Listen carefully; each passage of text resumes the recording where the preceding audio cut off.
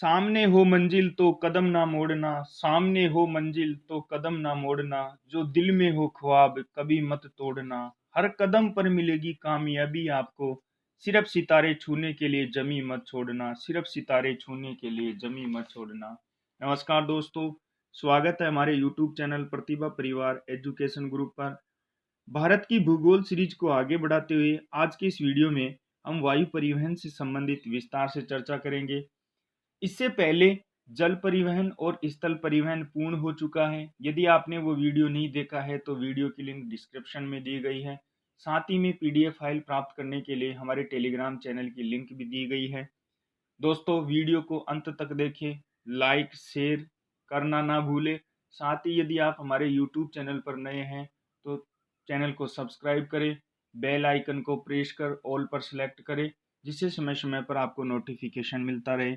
बात करते हैं अब वायु परिवहन की। तो वायु परिवहन परिवहन का सबसे महंगा और सबसे तेज साधन है। महंगा और सबसे तेज साधन है। भारत में बात करें, भारत की जो पहली वायु सेवा है वो 1911 में इलाहाबाद से नैनी के मध्य चलाई गई। इलाहाबाद से नैनी के मध्य प्रारंभ हुई। तो भारत की पहली वायु सेवा कब प्रारंभ हुई? 1911 में इलाहाबाद से नैनी के मध्य। अब बात करें विश्व की, सबसे पहले वायु परिवहन विश्व में कहाँ प्रारंभ हुआ? तो 17 दिसंबर 1903 को राइट ब्रदर्स के द्वारा अमेरिका में प्रारंभ किया गई सबसे पहली वायु सेवा। भारत की बात करें तो 1911 में इलाहाबाद से नैनी के मध्य। विश्व की बात करें तो 17 दिसंबर 1903 को राइट ब्रदर्स अमेरिका के द्वारा पहली वायु सेवा प्रारंभ की गई। अब बात करें भारत की पहली अंतरराष्ट्रीय वायु जो सेवा है वो मुंबई से कराची के मध्य जेआरडी टाटा के द्वारा 1931 में प्रारंभ की गई। यानी पहली वायु सेवा भारत में तो 1911 में इलाहाबाद से नैनी के मध्य। विश्व की बात करें तो 17 दिसंबर 1903 को राइट ब्रदर्स अमेरिका में। और भारत की पहली अंतर्राष्ट्रीय वायु सेवा की बात करें तो जेआरडी टाटा द्वारा मुंबई से कराची के मध्य 1931 में प्रारंभ की गई। 1935 की बात करें, 1935 में टाटा एयरलाइंस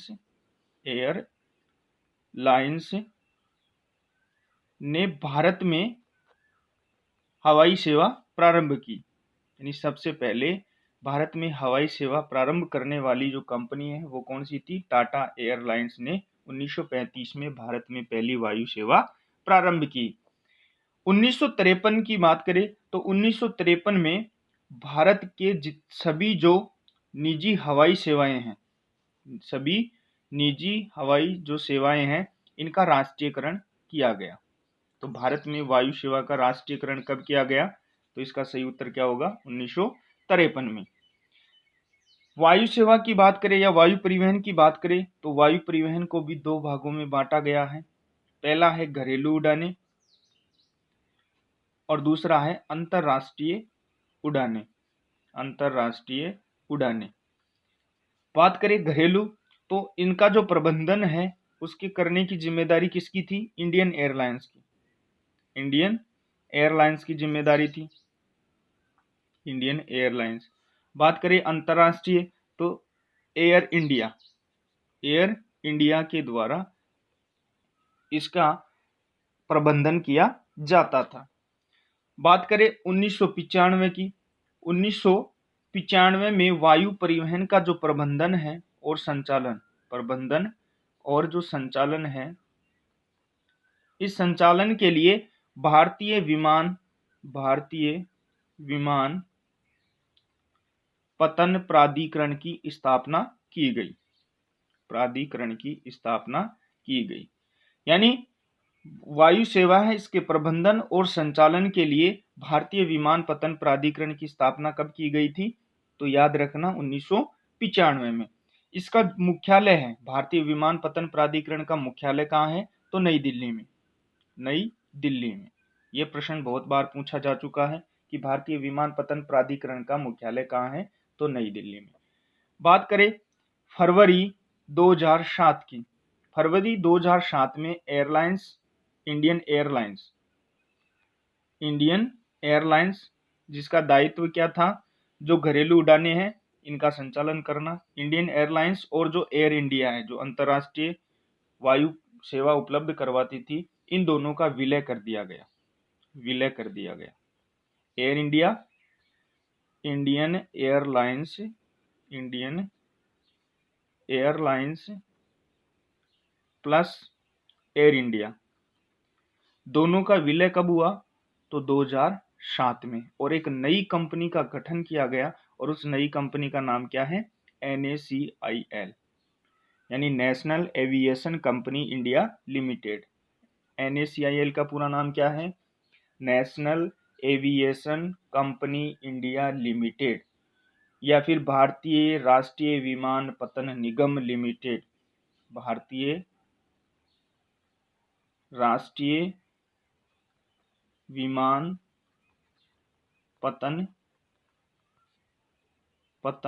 निगम लिमिटेड का गठन कब किया गया?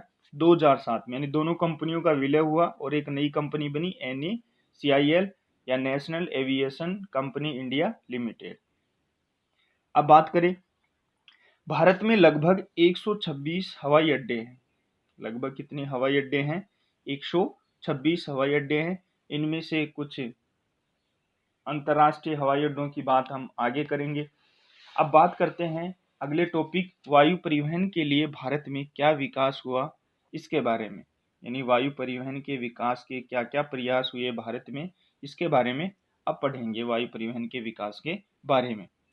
तो सबसे पहले बात करें, वायु परिवहन के विकास के लिए जेवर एयरपोर्ट बनाया जा रहा है। जेवर एयरपोर्ट यह देश का सबसे बड़ा हवाई अड्डा होगा। देश का सबसे बड़ा हवाई अड्डा होगा। और यह जो जेवर एयरपोर्ट है वो कहाँ बनाया जा रहा है? तो यूपी में। कहाँ बनाया जा रहा है दोस्तों? यूपी में। इसके लिए 28 अगस्त 2018 को नोएडा, जो उत्तर प्रदेश में है, नोएडा इंटरनेशनल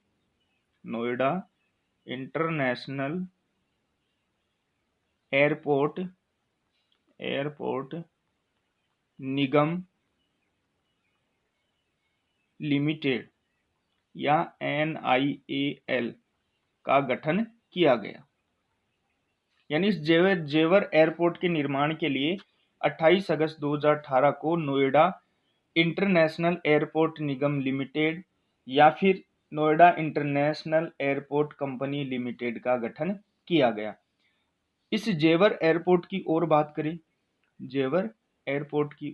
करें तो जेवर जो एयरपोर्ट है, यह जेवर एयरपोर्ट यूपी के गौतम बुद्ध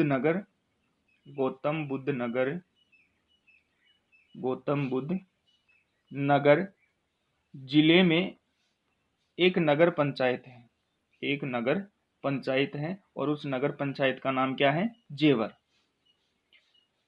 यह ग्रेट नोएडा की सीमा पर है। अगली बात करें तो यह ग्रेट नोएडा की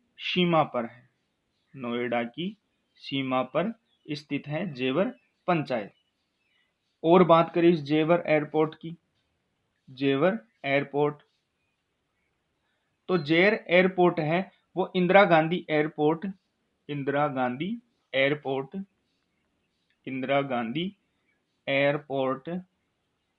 के बाद दूसरा NCR एयरपोर्ट होगा। यानी सबसे बड़ा इंदिरा गांधी एयरपोर्ट और उसके बाद में दूसरा कौन सा है? जेवर एयरपोर्ट, जहां से अंतर्राष्ट्रीय जो उड़ानें हैं वो प्रारंभ होगी और इंदिरा गांधी के बाद में यह दूसरा एयरपोर्ट होगा। इसके अलावा कर्नाटक की बात करें, कर्नाटक में नए जो हवाई अड्डे हैं वो कलबुर्गी कलबुर्गी हवाई अड्डा, कर्नाटक में कलबुर्गी हवाई अड्डा 22 नवंबर 2019 को उद्घाटन किया गया। यानी कर्नाटक में भी एक हवाई अड्डा बनाया जा रहा है और उसका नाम क्या है, कलबुर्गी हवाई अड्डा, और इसका उद्घाटन किया गया 22 नवंबर 2019 को। अब बात करें केंद्रीय कैबिनेट जो है, इस केंद्रीय कैबिनेट ने 24 जून 2020 को यूपी के कुशीनगर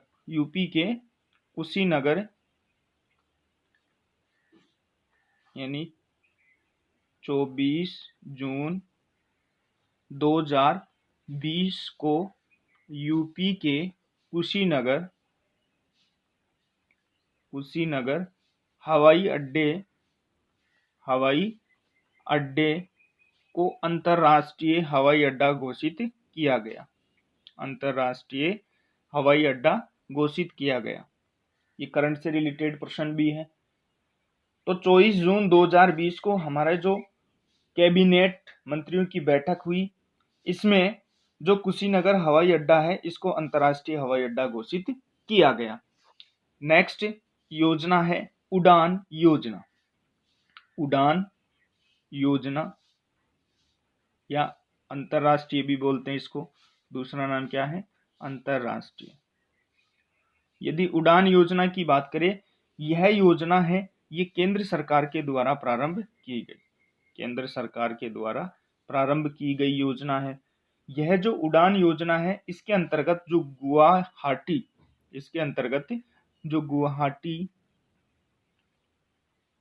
हवाई अड्डा जल्दी ही बैंकॉक और ढाका से जुड़ जाएगा। बैंकॉक और ढाका की जो यात्रा है वो इस उड़ान योजना के तहत गुवाहाटी हवाई अड्डे से प्रारंभ होगी, और यह अंतर्राष्ट्रीय हवाई अड्डों के साथ देश के अन्य शहरों से भी जोड़ा जाएगा। यानी राष्ट्रीय और अंतर्राष्ट्रीय दोनों वायु सेवाएं उपलब्ध होगी गुवाहाटी हवाई अड्डे से। अब बात करें सिक्किम की। सिक्किम में नरेंद्र मोदी जी ने 24 सितंबर 2018 को पोकयांग में सिक्किम का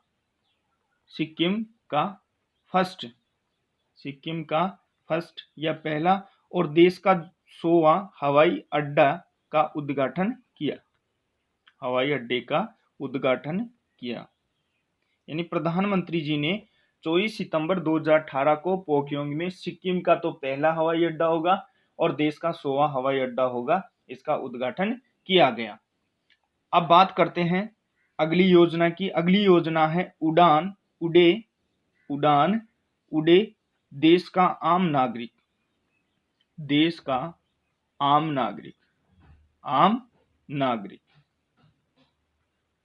इसके अंतर्गत जन सामान्य के लिए जो विमान यात्राएं हैं वो किफायती बनाकर क्षेत्रीय विमान जो संपर्कता है इसको सुलभ करने बढ़ाने के प्रमुख उद्देश्य के साथ में 21 अक्टूबर 2016 को, कब, 21 अक्टूबर 2016 को जो नागर विमान मंत्रालय है इसने क्षेत्रीय संपर्क योजना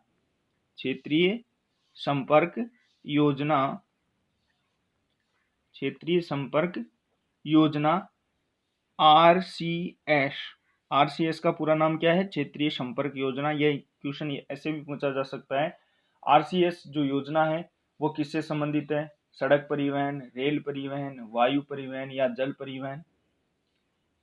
तो आरसीएस का शुभारंभ किया गया। अब बात करें, एकमात्र राज्य है केरल जहां 4 अंतर्राष्ट्रीय हवाई अड्डे हैं। 4 अंतर्राष्ट्रीय हवाई अड्डे हैं, अंतर्राष्ट्रीय, यानी एकमात्र स्टेट है, राज्य है जहां पर 4 अंतर्राष्ट्रीय हवाई अड्डे हैं, और वो राज्य कौन सा है, केरल। बात करें अब आगे भारत के प्रमुख जो अंतर्राष्ट्रीय हवाई अड्डे हैं जहां से अंतर्राष्ट्रीय वायु सेवा उपलब्ध करवाई जाती है, भारत के मुख्य अंतर्राष्ट्रीय हवाई अड्डों के बारे में। तो बात करें प्रमुख अंतर्राष्ट्रीय हवाई अड्डों की, तो सबसे पहला अंतर्राष्ट्रीय हवाई अड्डा है इंदिरा गांधी अंतर्राष्ट्रीय हवाई अड्डा। अंतर्राष्ट्रीय हवाई अड्डा ये कहाँ है? तो नई दिल्ली में। इंदिरा गांधी अंतर्राष्ट्रीय हवाई अड्डा कहाँ है? नई दिल्ली में। दूसरे हवाई अड्डे की बात करें तो छत्रपति शिवाजी अंतर्राष्ट्रीय हवाई अड्डा। ये छत्रपति अंतर्राष्ट्रीय हवाई अड्डा कहाँ है? तो मुंबई। तीसरे हवाई अड्डे की बात करें तो तीसरा है मीनाम्बकम। ये कहाँ है मीनाम्बकम अंतर्राष्ट्रीय हवाई अड्डा? तो चेन्नई में। अगले हवाई अड्डे की बात करें तो अगला हवाई अड्डा है नेताजी सुभाष चंद्र बोस हवाई अड्डा। ये कहाँ है? कोलकाता में। ध्यान रखना, नेताजी सुभाष चंद्र बोस जो हवाई अड्डा है इसे दमदम हवाई अड्डा कहा जाता था पहले, यानी पहले इसका नाम क्या था? दमदम हवाई अड्डा। बात करते हैं नेक्स्ट। दोस्तों वीडियो को लाइक और शेयर करना ना भूले। परिंदों को मिलती है मंजिल एक दिन ये फैले हुए पर उनके बोलते हैं। परिंदों को मिलती है मंजिल एक दिन में फैले हुए पर उनके बोलते हैं। अक्सर वही लोग खामोश रहते हैं जो खुद नहीं उनके हुनर बोलते हैं। बात करते हैं अगले हवाई अड्डा की, तो अगला अंतर्राष्ट्रीय हवाई अड्डा है बिरसा मुंडा हवाई अड्डा। बिरसा मुंडा अंतर्राष्ट्रीय हवाई अड्डा, और ये कहाँ है? रांची में। और रांची कहाँ है? झारखंड में। अगला है हवाई अड्डा जयप्रकाश नारायण अंतर्राष्ट्रीय हवाई अड्डा। जयप्रकाश नारायण अंतर्राष्ट्रीय हवाई अड्डा। ये सारे अंतर्राष्ट्रीय हवाई अड्डे हैं, ध्यान में रखना है। अगला यह है पटना बिहार में। नेक्स्ट अंतर्राष्ट्रीय हवाई अड्डा है गोपीनाथ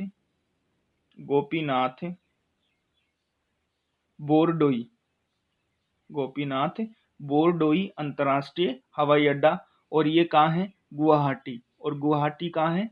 असम में। इस गोपीनाथ बोरडोई हवाई अड्डे की बात करें तो यह पूर्वोत्तर जो राज्य हैं, पूर्वोत्तर राज्य में एकमात्र हवाई अड्डा है, यानी पूर्वी जो राज्य हैं उनमें एकमात्र हवाई अड्डा है गोपीनाथ बोरडोई, जो गुवाहाटी असम में स्थित है। नेक्स्ट अंतर्राष्ट्रीय हवाई अड्डे की बात करते हैं 8वें नंबर पे, तो लाल बहादुर शास्त्री अंतर्राष्ट्रीय हवाई अड्डा। लाल बहादुर शास्त्री अंतर्राष्ट्रीय हवाई अड्डा, ये कहाँ है? वाराणसी यूपी में है। बात करते हैं नेक्स्ट, तो नेक्स्ट हवाई अड्डा है चौधरी चरण सिंह अंतर्राष्ट्रीय हवाई अड्डा। चौधरी चरण सिंह अंतर्राष्ट्रीय हवाई अड्डा, ये कहाँ है? लखनऊ यूपी में है। नेक्स्ट है अगला अंतर्राष्ट्रीय हवाई अड्डा जोली ग्रांट अंतर्राष्ट्रीय हवाई अड्डा। जोली ग्रांट अंतर्राष्ट्रीय जो हवाई अड्डा है यह है देहरादून उत्तराखंड में। बात करते हैं नेक्स्ट अंतर्राष्ट्रीय हवाई अड्डे की, तो अगला हवाई अड्डा है दोबोलिन अंतर्राष्ट्रीय हवाई अड्डा। दोबोलिन जो अंतर्राष्ट्रीय हवाई अड्डा है ये गोवा में स्थित है। कौन से राज्य में स्थित है? गोवा में। नेक्स्ट अंतर्राष्ट्रीय हवाई अड्डा है राजीव गांधी अंतर्राष्ट्रीय हवाई अड्डा। ये कहाँ है? हैदराबाद में था, लेकिन वर्तमान में ये कहाँ है? तेलंगाना में। अगले अंतर्राष्ट्रीय हवाई अड्डे की बात करें तो अगला है बाबा रत्न साहेब भीमराव अंबेडकर हवाई अड्डा, और ये कहाँ है? नागपुर में। कहाँ है दोस्तों? नागपुर में। ये बहुत महत्वपूर्ण अंतर्राष्ट्रीय हवाई अड्डे हैं। लगभग हर जो प्रतियोगी परीक्षा है उसमें यहाँ से एक प्रश्न पूछा जाता है। बात करते हैं नेक्स्ट अंतर्राष्ट्रीय हवाई अड्डे की, अगला है स्वामी स्वामी विवेकानंद स्वामी विवेकानंद हवाई अड्डा अंतर्राष्ट्रीय, ये कहाँ है? रायपुर छत्तीसगढ़। रायपुर कहाँ है? छत्तीसगढ़ में। नेक्स्ट अंतर्राष्ट्रीय हवाई अड्डा है देवी देवी अहिल्याबाई देवी अहिल्याबाई होलकर अहिल्याबाई होलकर अंतर्राष्ट्रीय हवाई अड्डा, ये कहाँ है? इंदौर एमपी में। इंदौर एमपी में है। बात करते हैं नेक्स्ट अंतर्राष्ट्रीय हवाई अड्डे की, तो नेक्स्ट है वीर सावरकर अंतर्राष्ट्रीय हवाई अड्डा। वीर सावरकर अंतर्राष्ट्रीय हवाई अड्डा, ये कहाँ है? पोर्ट ब्लेयर में। Port Blair. बात करते हैं नेक्स्ट अंतर्राष्ट्रीय हवाई अड्डे की। अगला है गुरु रामदास जी अंतर्राष्ट्रीय हवाई अड्डा। गुरु रामदास जी अंतर्राष्ट्रीय हवाई अड्डा, ये कहाँ है? अमृतसर में। बात करते हैं नेक्स्ट अंतर्राष्ट्रीय हवाई अड्डे की। अगला है सरदार वल्लभ भाई पटेल अंतर्राष्ट्रीय हवाई अड्डा, और ये कहाँ है? अहमदाबाद में। वल्लभ भाई पटेल अंतर्राष्ट्रीय हवाई अड्डा, और ये कहाँ है? अहमदाबाद में। अहमदाबाद। दोस्तों, यह थे वायु परिवहन से संबंधित महत्वपूर्ण तथ्य जो प्रतियोगी परीक्षा के लिए अति महत्वपूर्ण है। आपके वो शौक भी पूरे होंगे, वो इरादे भी पूरे होंगे। तू मेहनत तो कर, रात में देखे हुए ख्वाब भी पूरे होंगे। तू मेहनत तो कर, रात में देखे हुए ख्वाब भी पूरे होंगे।